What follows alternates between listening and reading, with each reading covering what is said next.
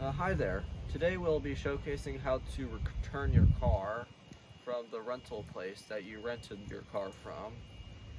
Step one, you grab in the glove box when you've been renting your car.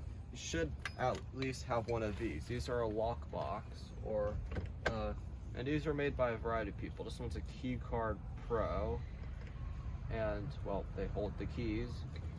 And these are meant to go in the windows, so the car is off right now. Let's start it up and put it in. Now you raise it up, and now I'm going to turn off the car.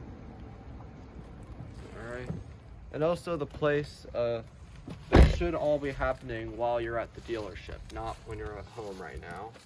So the car should be locked, and now you gotta put it in. If you remember the code, it's just whatever the security people gave you the code. Put it in, and then put it in again.